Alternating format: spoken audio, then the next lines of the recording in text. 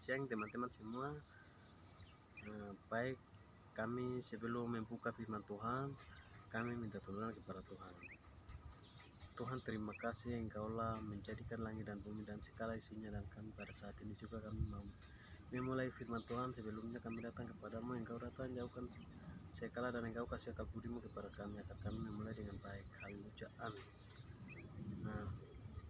Baik, tiba saatnya kami membaca tema kita pada saat siang ini, Markus pasal 4 ayat 35 sampai dengan 41.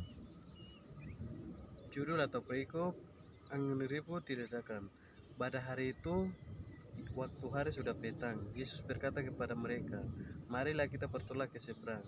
Mereka meninggalkan orang banyak itu, lalu bertolak dan membawa Yesus beserta dengan mereka dalam perahu di mana Yesus telah duduk. Dan perahu-perahu lain juga menyertai dia. Lalu mengamuklah tauban yang sangat dahsyat, dan ombak menyepur masuk ke dalam perahu, sehingga perahu itu mulai penuh dengan air. Pada waktu itu Yesus sedang tidur di buritan dan di sebuah tilam. Maka murid-muridnya membangunkan dia dan berkata kepadanya, "Guru, engkau tidak peduli kalau kita binasa." Ia pun bangun menghentikan angin, dan angin itu tenanglah. Lalu angin itu reda dan tanah itu menjadi teduh sekali. Lalu ia berkata kepada mereka, "Mengapa kamu begitu takut? Mengapa kamu tidak percaya?" Mereka menjadi sangat takut dan berkata seorang kepada yang lain, "Siapa karangan orang ini sehingga angin dan danau pun taat kepadanya?" Jadi bacaan kami di sini ini berkatakan bahwa pada waktu itu Yesus dan kedua muridnya mereka sedang belajar di kota-kota manapun. Lalu pada suatu hari Yesus berkata, "Murid-muridlah kemari, kami pergi ke kota ini dan kami melayani." Lalu kedua belas muridnya datang ke hadapan Yesus dan mereka masuk dalam perahu. Di situ ada perahu banyak, tetapi mereka masuk dalam satu perahu. Lalu dalam perjalanan di tengah-tengah laut ada angin dan danaunya sangat keras. Lalu perahu pun hampir terbalik. Maka waktu itu Yesus sedang tidur. Lalu murid-muridnya mereka sangat takut dan mereka teriak, dan mereka akan sangat takut kepadanya.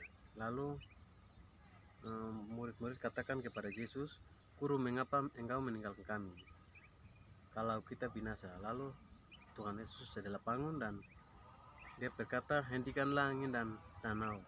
Maka semuanya tenang dan semuanya sudah tenang. Lalu Yesus berkata kepada murid-muridnya, itu ayat 35 sampai dengan 38. Lalu 39 dan 40 katakan, Yesus berkata bahwa, "Mengapa kamu begitu takut? Mengapa kamu tidak percaya?" Itu Tuhan Yesus bertanya kepada ke-12 murid. Lalu ke-12 murid itu mereka sangat takut dan mereka satu orang pun tidak akan jawab. Maka Yesus bertanya kepada begitu tuh. Pada waktu itu mereka tinggal dengan Yesus, itu anak Allah yang terkasih, tetapi mereka mengapa takut dan mereka akan teriak. Itu yang Tuhan Yesus bertanya kepada ke-12 murid. Jadi kalau seandainya kalau kita juga mungkin salah satu teman yang suruh kita, "Teman, kau harus pergi ke rumah kita dan doakan kita pada saat sore atau siang." Maka kami mau jalan. Begini tengah-tengah jalannya ada mungkin motornya rusak, tiba-tiba rusak. Begitu kami bisa jalan kah? Tidak bisa. Jadi dari situ kita kakal jalan ke situ lalu kita kembali ke rumah. Jadi itu salah, itu Tuhan akan menguji iman kita, tapi kita juga iman kita tidak kuat. Kalau kita memang motor begitu pun kami jalan dengan jalan kaki dan kami akan doakan dia, berarti apa yang kami kekurangan di situ dalam perjalanan maupun dalam pelayanan, Tuhan tetap menjaga dan Tuhan bisa melengkapi apa yang kekurangan. Jadi kami harus memuliakan nama dia dengan iman kita, itu terutama kan itu iman kita. Jadi untuk itu pada saat ini saya akan menjelaskan tentang itu. Lalu yang terakhir Tuhan, yang terakhir 41 bagian B, Tuhan Yesus katakan, orang siapa yang kata hentikan ini?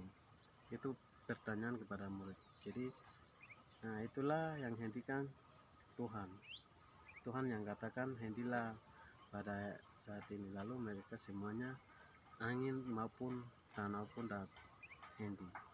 Jadi kita juga harus, iman kita itu harus kuat dan kita akan melayani satu sama lain dengan sukacita. Berarti apa yang kami kekurangan, disitulah Tuhan akan menjaga, Tuhan akan melindungi kita, Tuhan akan melengkapi semua apa yang kekurangan di situ. Jadi mungkin dari ini teman-teman sekian dan terima kasih.